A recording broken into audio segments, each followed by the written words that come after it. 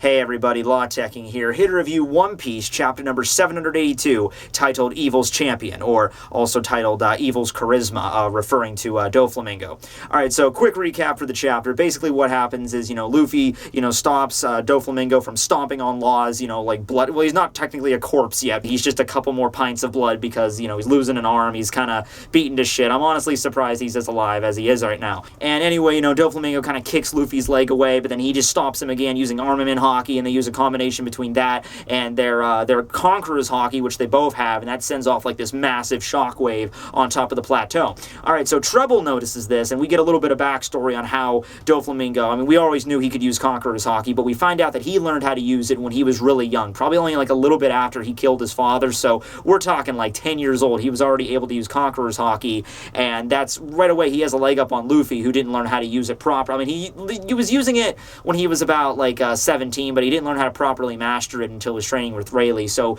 right away, Doflamingo is much more skilled at using this than probably Luffy is. He learned to use it at a younger age anyway. And so while Treble is like reminiscing about that, basically the next couple pages are Luffy and Doflamingo just having a good old-fashioned armament hockey just slugfest. They're getting hit in the face and the stomach. Luffy pulls out a new technique called Eagle Bazooka, which is basically his regular bazooka. That's his armament hockey version of his Gum Gum Bazooka. And it's funny because I know Luffy's just making this shit up now. Like when he was using Elephant Gun, I'm like, okay, Elephant Gun's like an actual gun. And then a Hawk Rifle, I'm like, okay, that's the name of an actual gun. Eagle Bazooka. Okay, I think Luffy just ran out of names for cool guns to use, and he's just like, you know what, I'm just gonna make this up. Eagle Bazooka. The next one's probably gonna be like Falcon Hammer or some shit, I swear to God. Anyway, he pulls all that shit off on Doflamingo. Doflamingo gets some good hits in as well. And, Doflamingo, he has to be feeling some damage at this point. He has to be. I understand, with his Ito no Mi, he was able to heal the damage from Law's Gamma Knife last chapter, but that's not the kind of injury you can just, okay, I understand, his organs got damaged, but then his strings stitched him back up. He's still got to be feeling some pain from that. If I get my arm cut off, and I guess with Doflamingo's power, if I had the Ito no Mi, I could just stick that shit back on, and then the stitches are back up. But it's not like I'd be like, oh, okay, my arm's stitched back, I'm ready to go, I can fight 100% like I normally would. He's still got to be feeling some pain. He's just good at hiding it. Luffy gets some pretty good solid hits on his face. I know he uses, he uses armament hockey to protect him, but he gets blood splattering some places, right? So that's going on. Luffy uses the Eagle Bazooka to knock him back, and Doflamingo counters by using a new technique called Athlete Thread, where basically he adds the threads onto the ends of his feet, like the very tips of his toes. So when he kicks, he's like basically striking Luffy with his strings. Kind of the equivalent of whenever he fought against Sanji, he uses that like pentochromatic strings with the hand, like the equivalent of that just for his feet. So that knocks Luffy basically into Treble, which Treble is, he's all just slime and goo, so that basically traps Luffy in there. Luffy, while, Doflamingo continues on to go and try to kill Law, and Treble's, like, cheering him on, like, hurry up, Dofi, kill him, kill him, kill him.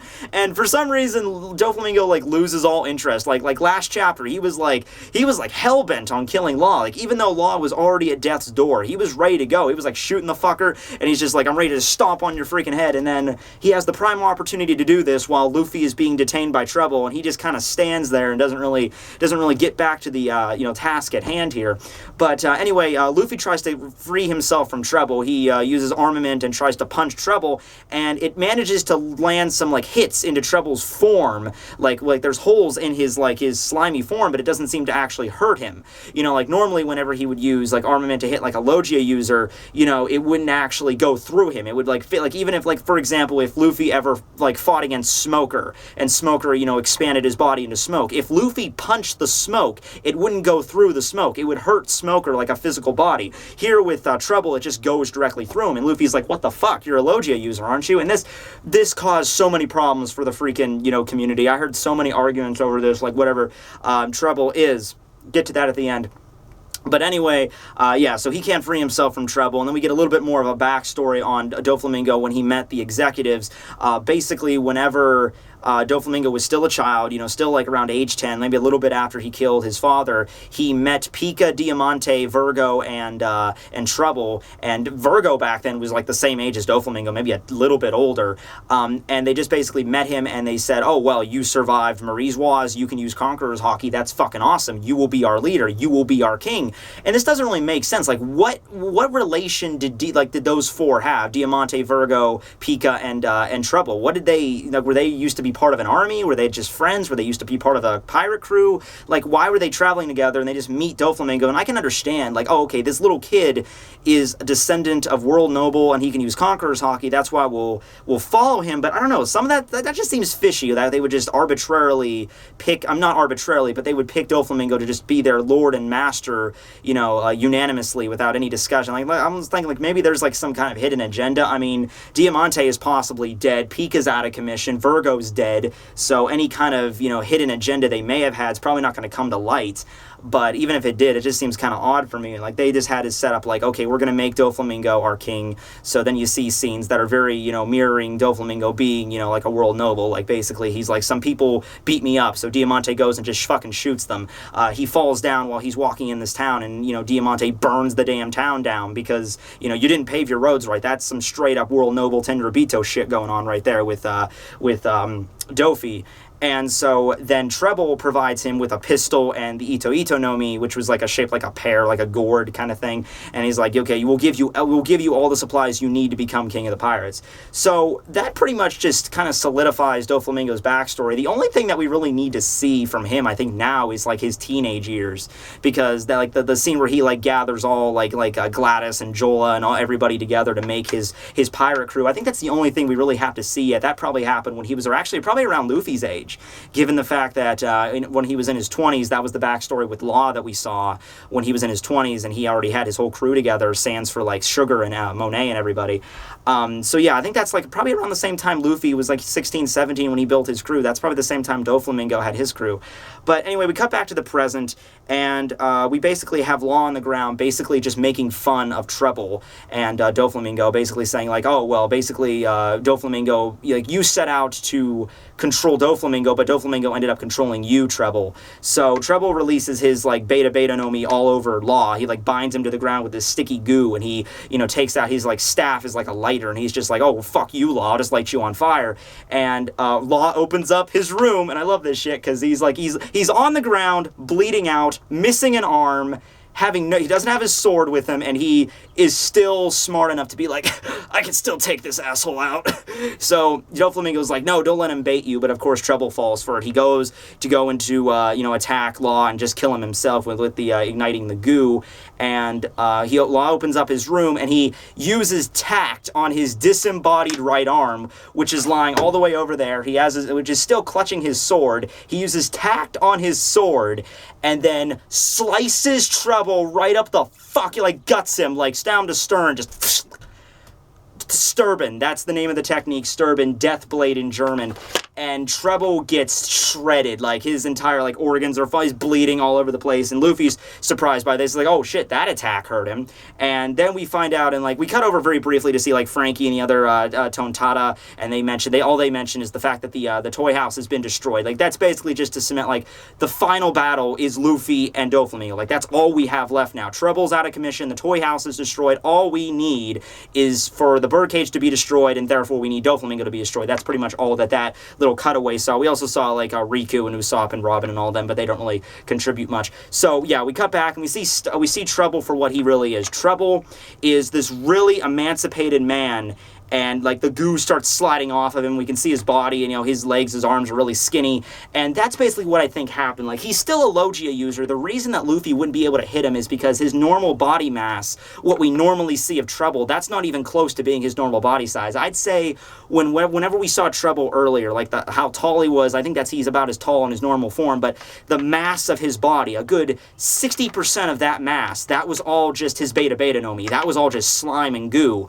and his real body was really thin. So whenever Luffy was trying to punch out of Treble, his attacks were going through, but they weren't hitting his physical body. They were hitting his goo instead. If Luffy would have maybe just out of sheer luck had have hit his body with the armament hockey, it would have hit him, because he's definitely a Logia. Like, that's been confirmed. Like, when Law used his radio knife shit, you know, that cut his body into segments and he was able to reform himself. He is a Logia. It's just that Luffy wasn't lucky when he was trying to get the shots off. So that's the basic end of the chapter there. We have you know, Luffy and Doflamingo decide, like, continuing their fight afterwards. But yeah, that's basically the end of the chapter. But Treble doesn't go down without a fight, though. He still has his, like, staff, and the light's still coming off of it, so he's just basically like kamikaze this shit, and he just throws the light down on Law, and that just ignites a big explosion. That's the end of the chapter. So, you know, I like to think, I'm glad Law got a kill in, because, you know, Treble's probably going to end up dying from this or being taken out of commission. I'm going to say, you know what, I'm even going to say, like, the executives are going to get killed, because it was pretty much confirmed Diamante was killed when he fell. He snapped his fucking neck off the side of Scarlet's grave. I'm going to say Diamante's dead. Pika got shredded by Zoro, but he might still be around, but, you know, whatever. And now here's Treble igniting himself on fire, basically, with that injury to begin with. I mean, I don't know if you're going to survive this. This is the longest arc of One Piece, guys. I'm just saying, this one might have some pretty grisly deaths at the end, okay? Like, I don't see Doflamingo just getting a beat down by Luffy and then him waking up and being like, I'm gonna reform my ways. No, I don't know. There could be a very strong possibility Dofi might, you know, come out of this dead. But yeah, I'm glad Law got a kill off. So now we have all the executives defeated. The only one left is now Doflamingo. That's the only one that Luffy has to defeat. I'm sure maybe this explosion's maybe going to knock Luffy and Doflamingo away, and they'll continue their fight uninterrupted. Law is probably going to do some cool trick in order to, you know, avoid the explosion. I mean, we're always assuming that Mancherry's just going to use her healing powers on Law. So even if he's like at death's door, he can try and maintain himself.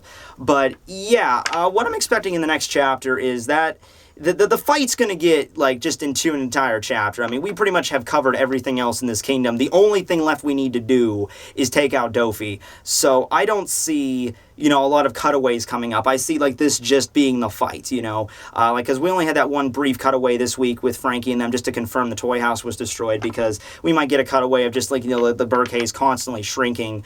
But, you know, I don't think that there's going to be anything major. I think the next chapter really is just going to be Doflamingo and Luffy just straight up fighting. It's probably not going to have a conclusion, but I think that's pretty much just what we have to look forward to here. But other than that, thanks for watching. This was Law Tekking reviewing this chapter with no images, because, you know, copyright and shit. But I hope you enjoyed. No, that's his thing. I can't do the signing out.